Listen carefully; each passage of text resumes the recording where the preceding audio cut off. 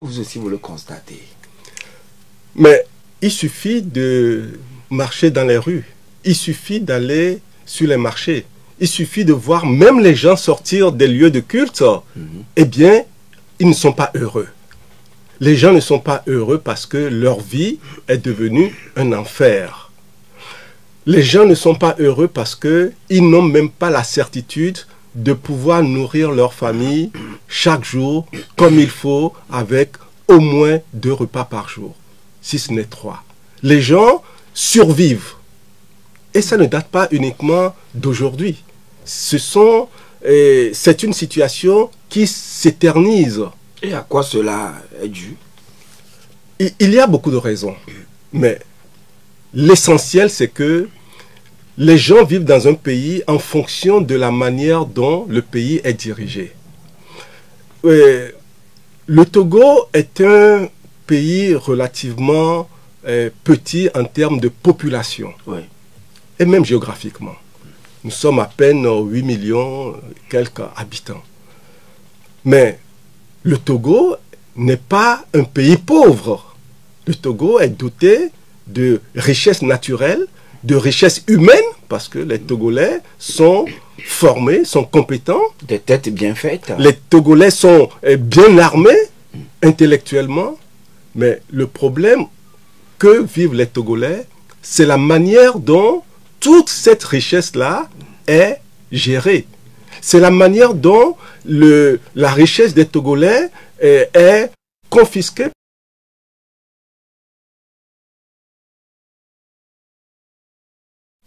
Pas plus tard que la semaine dernière, je suivais comment le régime togolais était fier du port de Lomé. Parce que le port de Lomé, c'est un port dont la capacité de traitement des conteneurs augmente chaque année. Oui. Et les autorités... Le premier port en eau profonde dans la sous-région. Et le 4e port de l'Afrique. Donc c'est un port qui devient un port de référence. Un grand atout pour nous. Tous les Togolais doivent en être fiers. Oui. Et c'est considéré comme le poumon économique du Togo.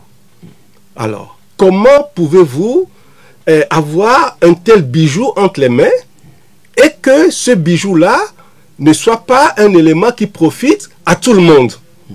Les Togolais n'en profitent pas.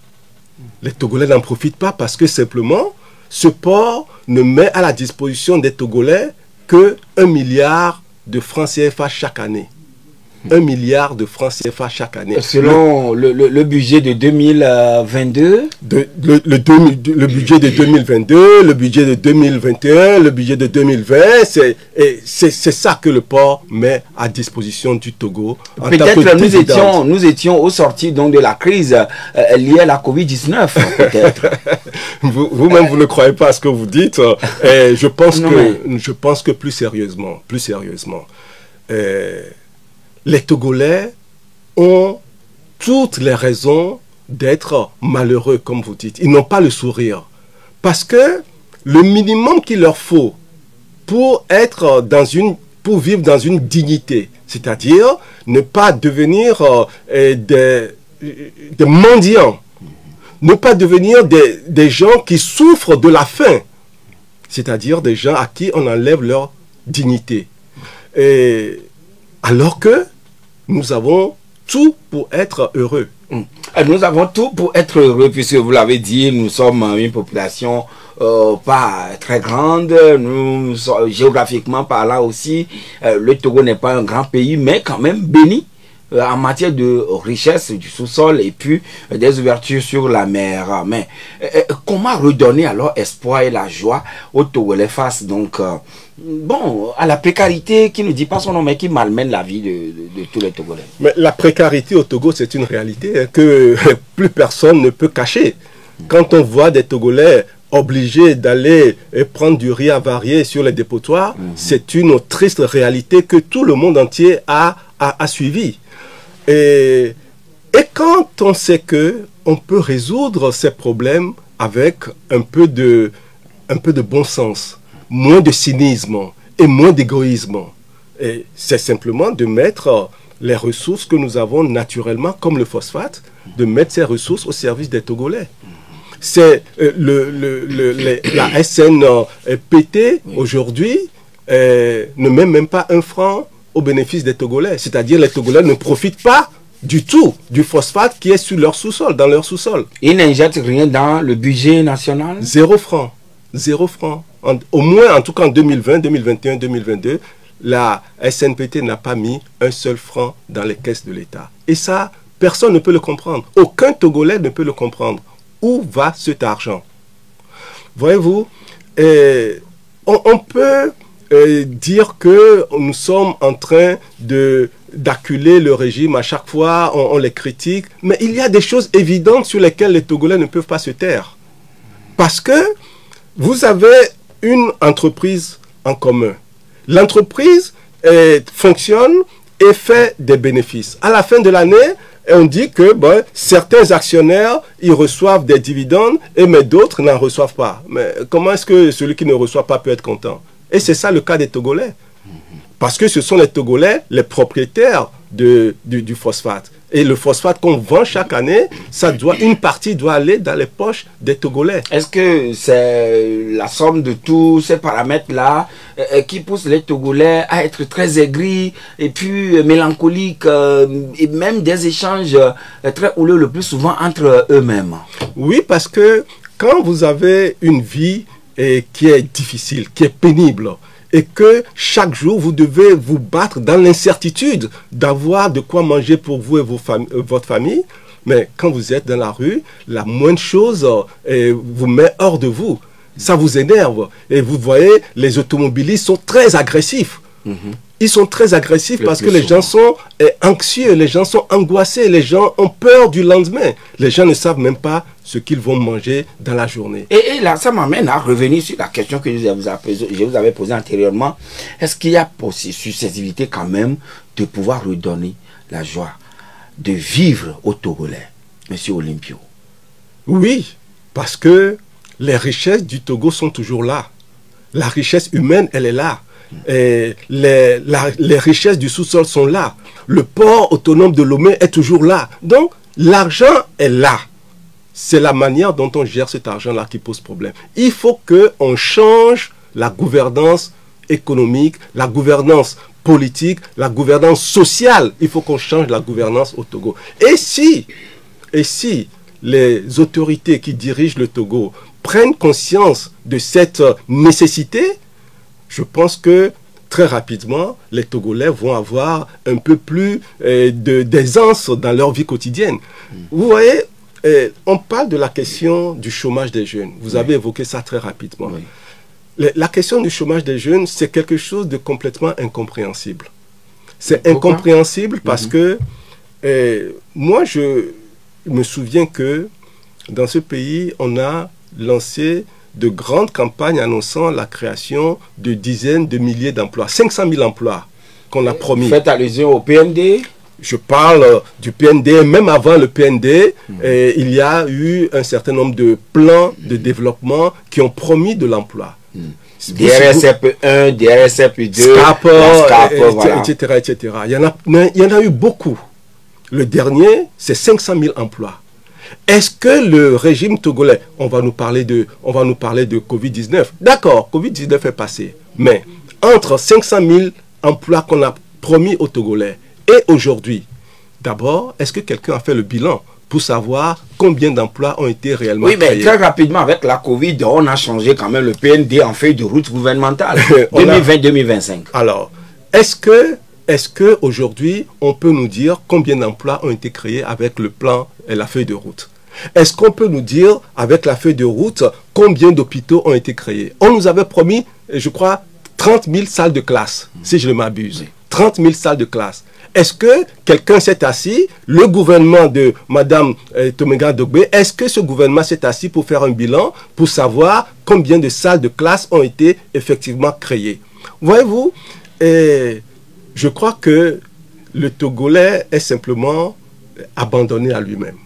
Le régime togolais a abandonné les Togolais. En tout cas, peut-être le gouvernement aussi fait des efforts. Des salles de classe se construisent, mais peut-être pas à la grande échelle comme on aurait voulu, peut-être. Mais ce n'est même pas comme on aurait voulu, c'est la nécessité.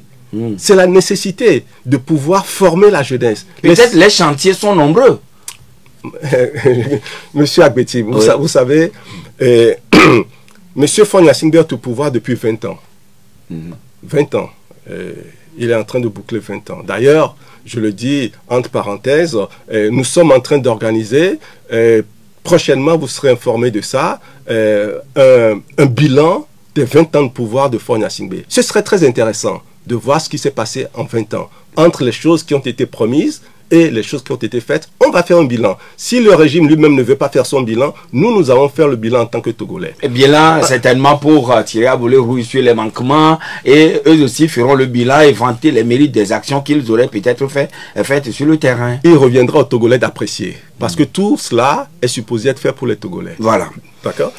Alors, monsieur, oui, allez-y. Oui, vous aviez posé une question à laquelle j'étais en train de répondre, et ce que je voulais dire, c'est que on peut changer la tristesse des Togolais en joie de vivre.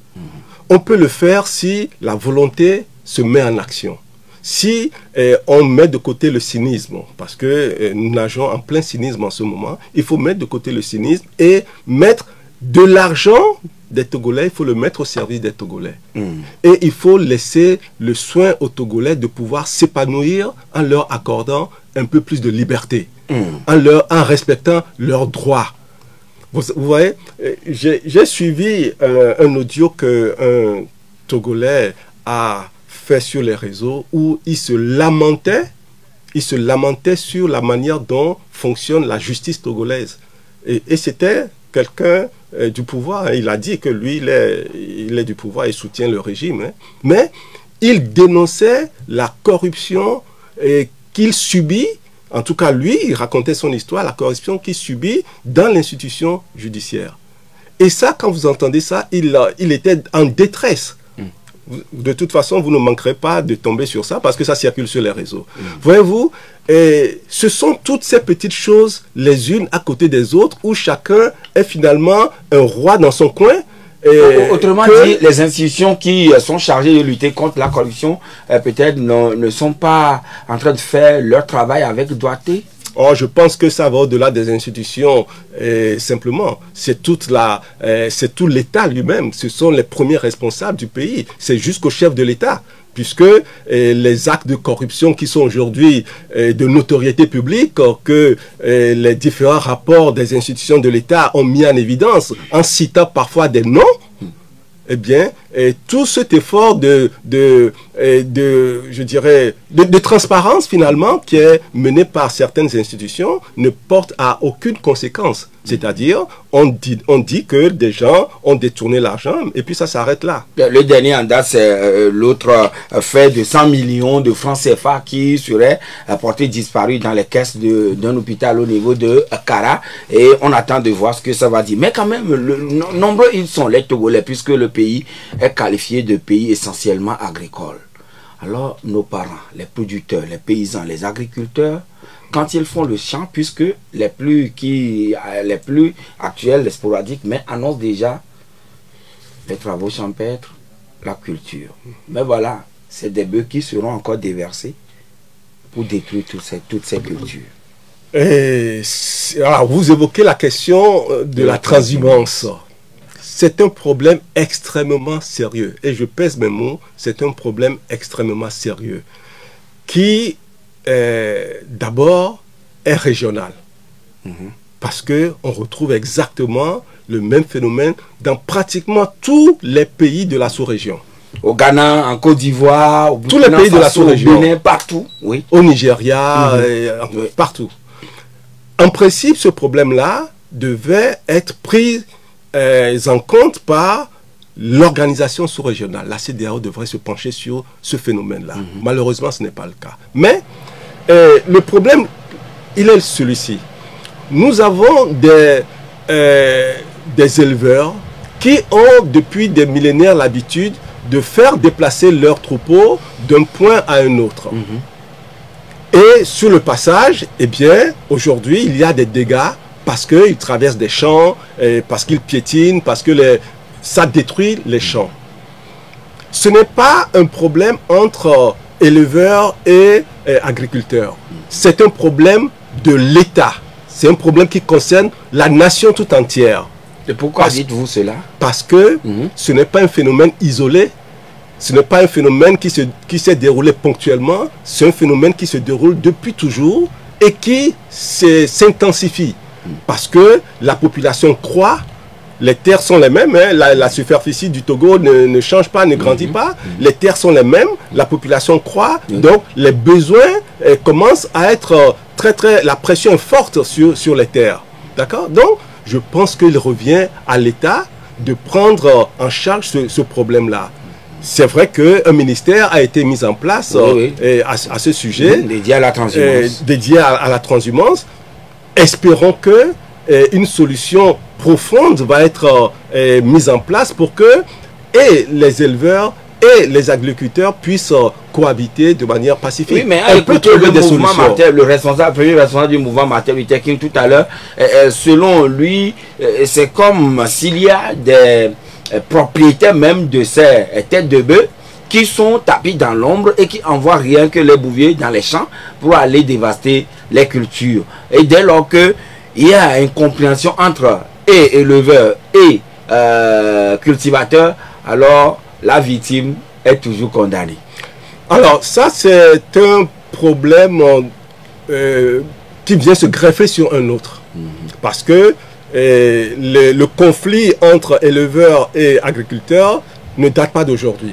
Maintenant, ce que vous êtes en train de dire, c'est que il y a des gens puissants qui sont des propriétaires de troupeaux et qui laissent leurs troupeaux détruire les champs d'abord, il est confié quand même aux bouviers. Oui, et on ne peut pas les poursuivre, on ne peut pas réagir parce que bon, ce sont des gens puissants. C'est ce que vous êtes en train de souligner. C'est ce que le mouvement Martin Luther King a quand même dit. D'accord. Et c'est pour ça que je dis que tout ça, ça relève de l'État.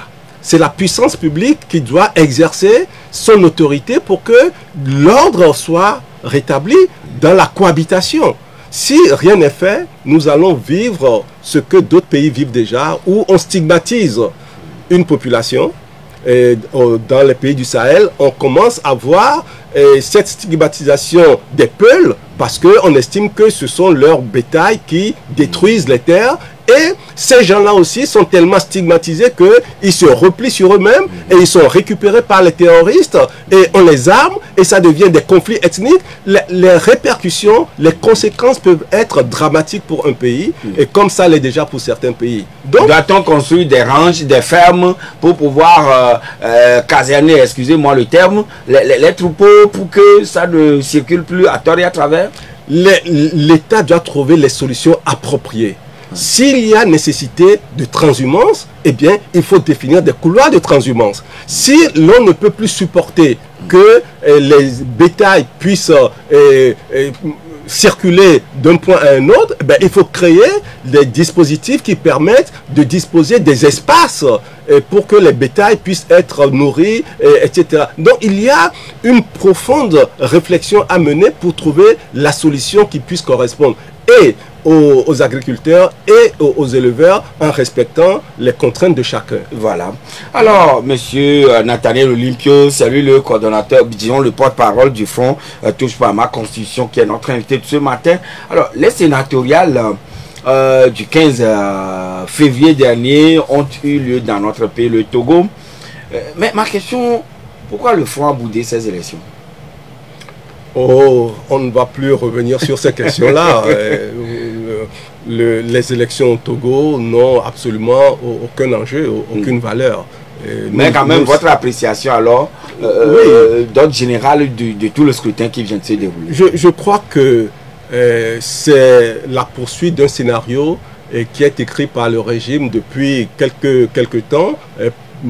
Je dirais précisément depuis mars 2024, quand ils ont décidé de remplacer la Constitution par une autre. Et donc, ils sont en train de dérouler leur schéma pour mettre en place leur République. Mais ce qu'ils oublient, c'est que les Togolais ont massivement, et le mot est très approprié, les Togolais ont très massivement boudé les élections du 29 avril 2024. Élections législatives et élections régionales, n'est-ce pas? Oui. Alors, ce geste-là des Togolais est un geste très très fort qui adresse un message aux autorités togolaises. Le message que les Togolais ont adressé aux autorités, c'est que nous ne croyons plus en vos élections et nous ne croyons plus à votre gouvernance. Nous ne sommes pas d'accord. C'est pour ça que les Togolais se sont abstenus. Et donc, tout ce qui va dans ce sens électoral n'intéresse pas les Togolais aujourd'hui.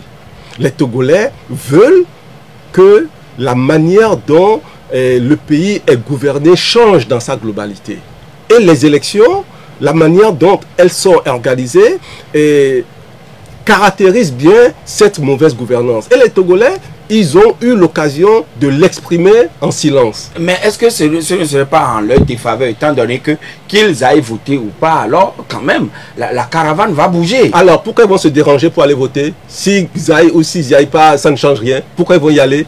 Pourquoi ils vont s'embêter à aller faire la queue pendant 3 heures ou 4 heures pour essayer de voter alors que ça ne sert à rien? Il faut penser aussi aux implications donc des élections. Ben justement, c'est parce que les Togolais pensent aux implications qu'ils exigent que ça change. Ils veulent que ce soit respectueux de leur voix. Le Togolais, c'est le souverain. Le peuple est le souverain. Donc, ce qu'il décide doit être respecté. Vous avez entendu dire que les Togolais sont résignés, les Togolais sont fatigués, les Togolais ont peur. Voilà, c'est ce qu'on entend de plus en plus, les Togolais ont peur. Moi, je ne suis pas d'accord. Pourquoi? Quand on dit cela. Je ne suis pas d'accord. Je ne crois pas que les Togolais sont tétanisés par la peur. Je ne le crois pas. Je vous dis pourquoi. Mais résignés peut-être? Même pas. Même pas. Et je vais vous expliquer pourquoi. Écoutez, s'il vous plaît.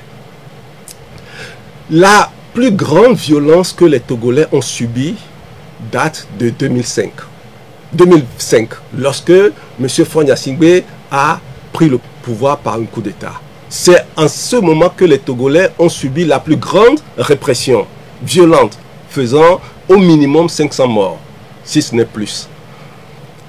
Ça n'a pas empêché les Togolais d'être dans les rues en 2017, en 2012. Ça n'a pas empêché les Togolais de sortir massivement pour exprimer leur mécontentement. En juin 2012, organisé par le collectif Le Togo. Oui, et en 2017, avec le mouvement C14. Lancé par le PNP et entretenu par la C14. Les Togolais n'ont pas eu peur. Donc, ne dites pas que les Togolais ont peur. Ceci dit, c'est vrai que les Togolais sont traumatisés par autant de violence.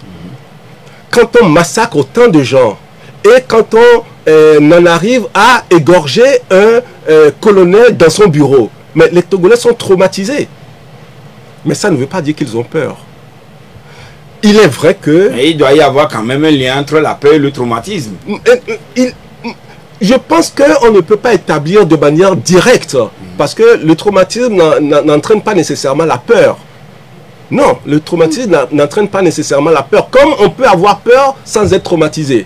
Donc, on n'est pas des médecins, mais en tout cas, le comportement là, humain... c'est la psychologie pure et dure. Le comportement humain, il est complexe. Donc, j'estime que si les Togolais avaient peur, eh bien, depuis 2005, les Togolais ne revendiqueraient plus rien et ne contesteraient plus rien. Donc, ils ont transcendé cette peur-là. Maintenant, il est vrai que le Togolais ne réagit pas aujourd'hui comme on peut l'estimer, on peut l'espérer. Mais, vous savez, les Togolais ont montré qu'ils ne sont pas d'accord avec ce qui se passe. Les Togolais sont tristes, on vient d'en parler tout à l'heure. Les Togolais sont malheureux, on l'a suffisamment évoqué. Aucun peuple ne reste en l'état toute l'éternité. Un jour ou un autre, un événement se produira et les Togolais vont réagir pour obtenir leur changement. C'est comme ça que ça se passe partout. Mais quand même, un jour, ça se produira. Ce qui est maintenant sur le tapis, c'est que le Togo va basculer du régime présidentiel ou semi-présidentiel, ça dépend, vers le régime parlementaire. Avec les élections sénatoriales qui viennent d'avoir lieu et dont les résultats définitifs sont attendus ce lundi. Maintenant, Monsieur Olympio, vous voyez, vous aurez remarqué une nouvelle classe de politique de l'opposition qui est en train d'émerger à l'issue de cette élection. Qu'est-ce que cela vous a dit? Je ne sais pas très bien ce que vous qualifiez par nouvelle classe politique qui émerge à partir de ces élections. Oui, à partir de ces élections. Par exemple, au niveau du Sénat, il faut quand même un chef de file de l'opposition, vous le voyez. Et d'autres formations politiques qui viennent d'avoir des sénateurs élus. Vous savez, moi, je suis quelqu'un de très logique et de très cohérent. La notion de chef de file de l'opposition est le résultat d'une élection. D'accord? Nous contestons les élections. Tous les opposants, en tout cas ceux qui se qualifient comme tels, aucun opposant n'a jamais dit que les élections se passent bien dans ce pays-là. À partir de ce moment, pour moi, la logique voudrait que tout ce qui découle de ces élections, on ne puisse pas leur donner une considération. Donc personnellement, la notion de chef de file de l'opposition, ça ne me dit strictement rien. Parce que je ne donne aucune valeur aux élections qui donnent ces résultats-là. Il faut qu'on soit cohérent. On ne peut pas dénoncer quelque chose et revendiquer les fruits de ce qu'on dénonce. Ça n'a pas de sens. Mais moi, je voudrais aller un peu au-delà de ces questions parce que ce qui se passe dans notre pays ne concerne pas que notre pays. Et le rôle que la sous-région a joué dans la situation que vit les Togolais est réel depuis 2005. On a vu le comportement de la CEDEAO qui a mis pratiquement M. Faure Gnassingbé dans ses valises pour l'installer au pouvoir en 2005. Et pendant tous les 20 ans qui se sont écoulés, le régime togolais a bénéficié de cette espèce de bienveillance de la part de la CEDEAO et de la communauté internationale. Qu'est-ce que vous espériez que la CEDEAO fasse? Et notamment de la France, parce que en 2005, M. Chirac, président de la France à l'époque, eh bien, a été un acteur favorisant la prise de pouvoir par coup d'État opéré par Faure Gnassingbé. Donc, mais toutes ces institutions étaient montées au créneau pour demander au président Faure de renoncer à la prise de pouvoir au décès de son papa, ce qu'il a fait. Et ce n'est qu'après une élection, autrement dit le 24 avril 2005, qu'il est maintenant revenu au pouvoir. Oui. C'est de tout cela que je parle justement. Vous faites bien de rappeler les détails. Mais à la fin de la journée, on a mis au pouvoir quelqu'un qui a fait un coup d'État. D'accord? Et tout le monde a applaudi en disant il est jeune, il est beau, il est intelligent, il est le fils du général, il va nous faire une transition. Voilà comment ça s'est passé. Mais ce que je voulais dire, c'est quoi? C'est qu'aujourd'hui, le monde change.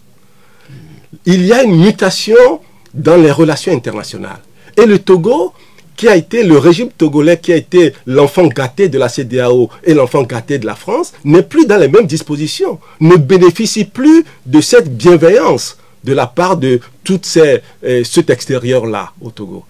Je vous donne deux éléments d'appréciation. Vous prenez le Togo. Depuis que M. Macron est président de la France, le Togo est le seul pays francophone dans lequel il n'a pas mis pied, depuis qu'il est au pouvoir. Le Togo est le seul pays francophone dans lequel il n'a pas mis pied. Et ça, c'est un indicateur aussi qu'il faut savoir lire. Peut-être qu'il n'était pas passé au Niger, il n'était pas allé... Il est passé au Niger, il est passé au Burkina, il est passé au Mali, en Côte d'Ivoire, au Ghana, dans les pays anglophones, dans les pays lusophones. Il est allé presque partout.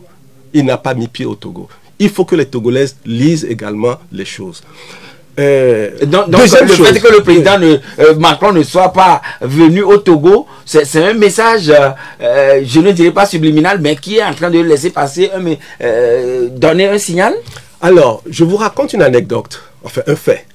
Lorsque, je crois en mars 2023, le président Macron faisait une tournée en Afrique centrale, il allait au Gabon, puis après il allait en RDC, je pense, et sur ce trajet, il a fait un stop de quelques heures au Congo-Brazzaville, d'accord, qui n'était pas véritablement prévu à l'agenda. Et quand il s'est arrêté là-bas, il a sorti une phrase en disant « Je ne peux pas, en gros, vous résumez, oui, je ne peux pas aller dans la région et ne pas rendre visite à des pays amis parce qu'il ne faut pas humilier les gens. » Voilà, il a sorti une phrase comme ça. Parce qu'il ne veut pas humilier les gens. Qu'est-ce qu'il voudra insinuer, M. Nathaniel Olympio? Je suis pas. Moi, je constate que Macron est venu au Togo, il est venu au Bénin, il est venu au Ghana, il est allé au Burkina Faso, et 3 pays limitrophes du Togo, mais il n'est pas venu au Togo. Bon, moi, vous n'êtes pas d'accord? Je dis chacun tire sa conclusion. Et nous marquons la pause et on revient dans quelques minutes. Une entreprise qui souhaite se développer a besoin d'accéder à des informations. Analyse Nous revenons donc en studio, madame, monsieur, pour la suite du débat avec notre invité, monsieur Nathaniel Olympio, qui est le premier porte-parole du Front Touche pas à ma Constitution. Avec lui, nous sommes en train de débattre des questions liées à l'actualité dans notre pays, le Togo. Alors, vous nous parlez tout à l'heure de la visite d'Emmanuel Macron dans un certain nombre de pays africains et il dit quand même, il parlait toujours d'amitié et qu'il ne devrait pas humilier un certain nombre de pays. Oui, je donne cette information pour que les Togolais aient les éléments d'appréciation parce que nous savons que le rôle que la France jouait dans nos pays a été déterminant et aujourd'hui les choses sont en train d'évoluer et il est bon d'avoir les éléments d'appréciation. C'est pour ça que j'ai évoqué cet épisode-là.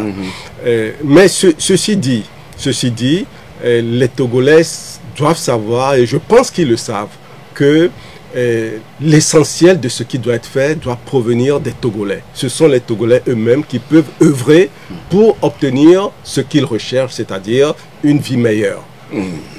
Ah oui, mais aujourd'hui, nous savons bien que les sénatoriales, les résultats définitifs vont être connus et le président va procéder à la nomination des 20 autres sénateurs qui sont attendus. Alors, si des membres du Front sont nommés, vous seriez d'accord ou bien comment? Bah, écoutez, de toute façon, le chef de l'État ne peut pas se permettre de me nommer. Il va se faire honte lui-même. Vous seul, peut-être des membres de votre front. Bon, je pense que ce sont des appréciations personnelles. Le front touche pas à ma Constitution à une ligne de conduite.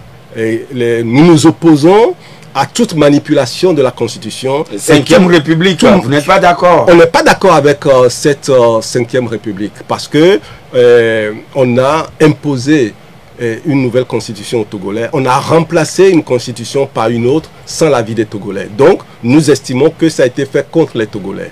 Et ça, c'est une première chose. Deuxième chose, vous dites que si des membres du Front sont désignés... La proposition vous est faite. Je pense que ces choses-là, on ne fait pas cette proposition à un regroupement. Ça peut relever d'une démarche personnelle vis-à-vis de quelqu'un. D'accord? Il reviendra à cette personne d'apprécier... Sous forme de débauchage? Ça, c'est déjà vu. Ça, c'est déjà vu. Donc, il reviendra à chacun de réagir à cette tentative de récupération. Mais je ne pense pas que ce soit facile pour évident qu'aujourd'hui, on vienne désigner quelqu'un du Front. Vous savez... Vraiment nous savons quand même que M. Jécris Olympio, il a quand même accepté finalement de travailler avec M. Fognasimbe. M. Robert Olympio, lui également, est élu, il va travailler avec en tout cas le président Fognasimbe. Entre-temps, un autre Olympio au niveau de la HAC. Et donc vous, M. Nathaniel Olympio, vous ne voudrez pas? Ce que vous dites là est très grave. C'est extrêmement grave. Parce que vous êtes en train d'identifier... Et vous êtes en train de juger les gens. Non. Excusez-moi. Vous êtes en train de porter un jugement de valeur par rapport au nom que porte quelqu'un. Vous savez, c'est une question... Ce sont des faits réels, oui, mais, factuels que moi je cite, hein, juste comme ça, la blague. Oui, mais vous me la posez à moi, Nathaniel, parce que je suis Olympio.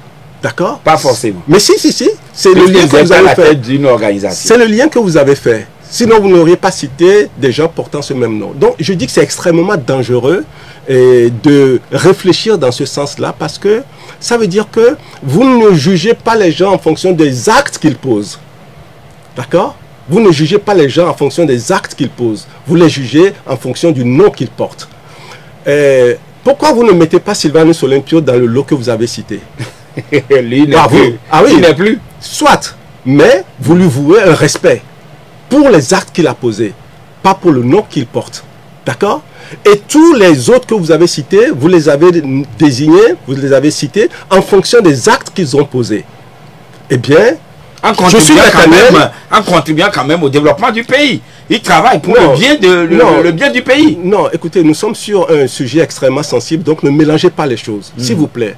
Laissez-moi aller au bout de ce que je suis en train de dire, parce que c'est un sujet très dangereux que vous avez évoqué. Je suis entré en politique, je n'ai jamais revendiqué un héritage. Jamais.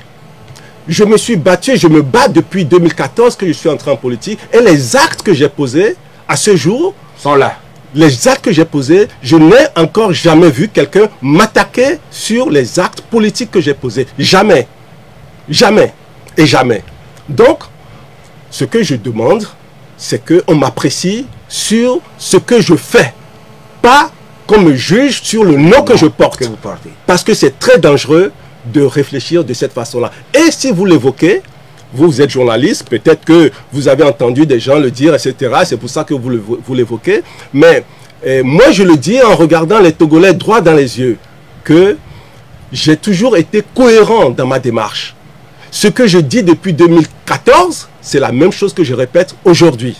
Peut-être tout cela a été fait dans la dynamique de la réconciliation entre quand même ces deux familles qui, à un moment donné, étaient à couteau tiré. Il faut le préciser, monsieur Nathaniel Olympio, dans notre pays, le Togo. Vous mélangez les sujets. Non. Vous avez évoqué un sujet bien précis et ne sortez pas de ce cadre-là. Vous avez évoqué un sujet bien précis en disant tel Olympio a travaillé avec le régime, tel Olympio a travaillé avec le régime. Et vous? Voilà la question que vous avez posée. Et je voudrais qu'on reste sur ça. Et c'est tellement délicat, c'est tellement dangereux que je voudrais que les gens comprennent que il faut porter un jugement de valeur sur les actes que quelqu'un pose. Voilà. On ne pose pas de jugement de valeur sur quelqu'un parce qu'il porte un nom. Et maintenant, monsieur Nathaniel Olympio, si demain il advenait que le Front gagne les élections pour pouvoir accéder à la magistrature suprême, ou disons être à la tête du pays, allez-vous revenir encore sur la constitution de 92 ou bien vous allez composer avec ce qui est en l'état? D'abord, c'est une fiction parce que les conditions actuelles ne permettent pas qu'on aille à des élections. Le Front ne touche pas à ma constitution, ne peut pas participer à des élections dans les conditions actuelles. Maintenant, pour répondre plus précisément à la question, vous savez, le peuple togolais peut décider à tout moment de changer sa constitution, de la rénover, de la modifier. Le peuple togolais a le droit de le faire. Personne ne reste accroché à une constitution toute la vie. Vous laisserez le soin au peuple. Mais bien sûr, c'est le peuple de décider s'il doit changer la constitution de 92. Ce que nous dénonçons avant tout, c'est de ne pas donner la considération aux Togolais de choisir la constitution qu'il veut. D'accord? Donc, la constitution de 1992 n'est pas, je dirais, quelque chose d'immuable. À titre personnel, j'estime que la constitution de 1992 a ses limites. Et moi, je militerai pour que cette constitution-là évolue. D'accord? Mais... Autrement dit, qu'on retouche à des choses. Que la constitution évolue, bien sûr.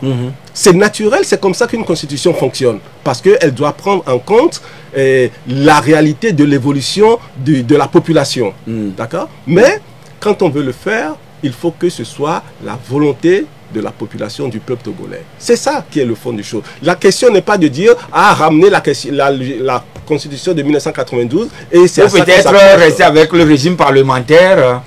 De toute façon, ce qu'ils ont fait là n'est pas un régime, n'est pas une constitution acceptable. Parce que quand vous êtes capable de désigner quelqu'un qui va diriger le pays, mais cette personne ne fera jamais l'objet d'une élection, ne va jamais se présenter à une élection, ça ne veut rien dire. Voilà. D'accord? Alors nous allons maintenant permettre aux auditeurs qui nous écoutent d'intervenir sur le 92 02 80 63 ou bien le 99 70 70 90. Monsieur Pelé, vous êtes déjà en ligne avec nous. Bonjour. Oui, bonjour. Oui, monsieur Pelé. Monsieur Nathaniel Olympio, bonjour. Bonjour, monsieur Pelé. Merci. D'abord, monsieur Joachim. Oui. Ce matin, je voudrais d'abord arrêter vers vous en tant que journaliste et sur interpeller tous les journalistes togolais et surtout nationaux de nous relayer certaines choses, bien de nous faire comprendre, bien de nous expliquer, parce que vous avez le quatrième pouvoir. qu'un journaliste est responsable de ses propos et de ses écritures. Je voudrais faire appel ou bien faire comprendre, ou bien demander que notre collègue ou bien votre collègue, M. Ferdinand Haïté. Oui, non, mais là, monsieur Pelé, nous avons ici, tout de cette table, M. Nathaniel Olympio. Oui, avez-vous oui, une question à lui poser?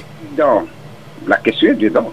Non, posez la question que vous avez à M. Nathaniel Olympio. Le travail que fait M. Ferdinand. Oui, là, décidément, vous ne pouvez plus. Monsieur Oseni, vous êtes en direct avec nous. Bonjour, Oseni. Oui. Bonjour. Bonjour. Bonjour, monsieur Nathanaël. Bonjour, monsieur Oseni. Vous allez bien? Oh oui. Force et courage à vous. Merci. Maintenant, ne touche pas à ma construction. Maintenant, ils ont touché ça. Maintenant, vous allez porter plainte ou comment? Bien noté pour vous. Il va vous apporter les éléments de réponse tout à l'heure. Monsieur Senghor. Ouais, je fais bonjour. Oui, bonjour. Mon frère Olympio, bonjour. Bonjour, monsieur Senghor. Merci pour votre détermination. Que le Seigneur tout-puissant vous bénisse pour votre détermination. Amen. Oui. Judas fut un traître avec Jésus. Ils étaient 12.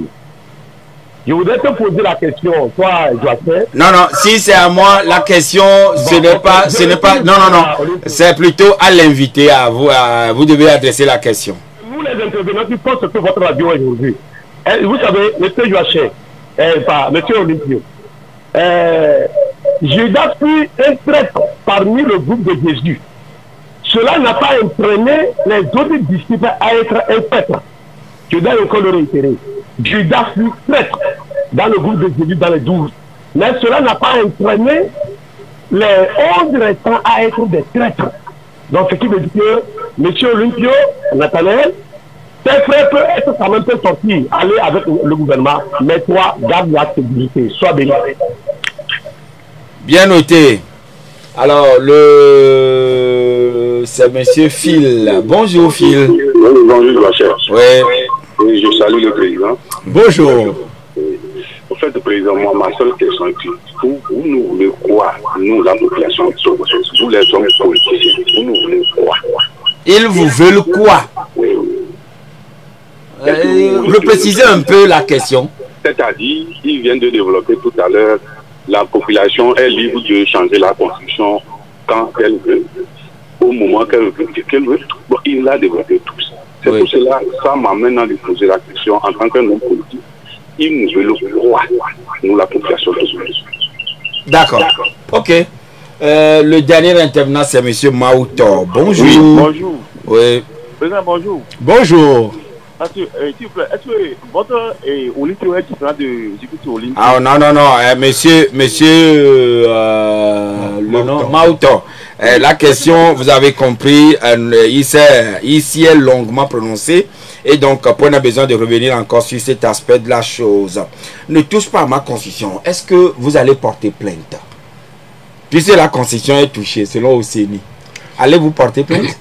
Alors, nous avons engagé certaines démarches auprès des institutions de la République. Par exemple, nous avions prévu de faire une manifestation, une journée de prière et de solidarité à Sokodé. Oui. Cela a été purement et simplement interdit par le ministre. Nous avons saisi la Cour suprême, la chambre administrative de la Cour suprême, par rapport à cela, pour que la chambre se prononce sur cet abus de pouvoir. C'est en cours, la procédure est en cours. Et c'était depuis le mois de... ça a été, le refus c'était le 20 septembre. Et nous avons porté plainte avant la fin de l'année, au mois de novembre, si je ne m'abuse. Oui, c'est ça. L'audience, ou bien disons... Nous avons fait un recours. Ce n'est pas une plainte, on a fait un recours. Et nous attendons, nous n'avons pas encore eu de suite. Autre élément, parce que c'est bon que les gens sachent, nous avons interpellé le ministre de l'administration territoriale parce que nous avons voulu faire... une conférence débat cela n'a pas été interdit par le ministre, mais lorsque nous sommes allés au lieu où ça devrait se tenir, on nous a demandé de fournir une autorisation écrite qui serait réclamée par le ministère, alors qu'une telle procédure n'existe pas. Nous avons donc écrit au ministre pour lui demander si c'est lui qui exigeait des lieux, des responsables des lieux où nous voulons organiser nos conférences. Est-ce que c'est lui qui exige qu'on nous impose de fournir cette autorisation? Et jusqu'à présent, nous attendons également la réponse à cette interrogation. Donc, oui, de temps en temps, nous saisissons les institutions pour qu'elles puissent se prononcer, mais jusqu'à présent, nous n'obtenons pas encore de retour. Mais le recours qui est fait, nous espérons qu'il y aura une suite. Vous nous voulez quoi? C'est une question que je n'ai pas très bien comprise. Il estime que, bon, voilà, la constitution a été changée, oui. Et la question qui vous avait été posée, vous dites quand même, si demain, vous aussi vous accédez à la magistrature suprême du pays, ou disons au pouvoir, oui. Vous laisserez le soin à la population de changer la constitution ou pas. Et vous avez dit que la constitution, elle est évolutive. Oui. Alors, par rapport au changement de constitution ou à une modification de la constitution, ce sont toujours des actions qui doivent être soumises à l'appréciation de la population, du peuple togolais. Parce que c'est la loi fondamentale, il n'y a que le peuple qui puisse se prononcer sur son remplacement. Et donc, oui, s'il y a nécessité de faire évoluer une constitution, on va consulter le peuple. C'est comme ça que ça fonctionne. Vous allez faire recours toujours au peuple. C'est comme ça que ça fonctionne. Monsieur Nathaniel Pio, l'autre disait Judas était traître, mais les 11 étaient restés fidèles et il vous félicitait. Eh bien, je le remercie, mais je ne suis pas l'apôtre. Voilà. Je suis juste quelqu'un qui est convaincu par la nécessité pour les Togolais d'avoir un mieux-être de la population. C'est pour ça que je ne me suis jamais présenté à une élection, parce que je ne poursuis pas une fonction élective. Je me bats pour l'intérêt général. Monsieur Nathaniel Olympio, nous sommes à la fin de notre entretien. Un mot de fin. Je voudrais simplement dire que les Togolais sont peut-être dans une certaine lassitude, une fatigue. Ils sont dans une fatigue. Mais les Togolais veulent le changement. Donc, je ne sais pas comment ça va se passer. Mais un jour ou un autre, un événement se produira et les Togolais vont se lever pour obtenir ce qu'ils recherchent. C'est comme ça que ça se passe partout. Et le Togolais n'y échappera pas. Mais la prière de tout le monde, c'est que cela se passe par les urnes et qu'il y ait toujours la paix dans le pays et que nous puissions continuer notre bonhomme de chemin sur la terre avant que le bon Dieu nous rappelle un jour. Mais ça peut se passer pacifiquement sans que ce soit dans les urnes. Vraiment. Et là, madame, messieurs, nous sommes arrivés à la fin de notre entretien. Merci à vous d'être passé chez nous. Merci beaucoup, monsieur Agbetine. Voilà, même si entre-temps vous étiez énervé.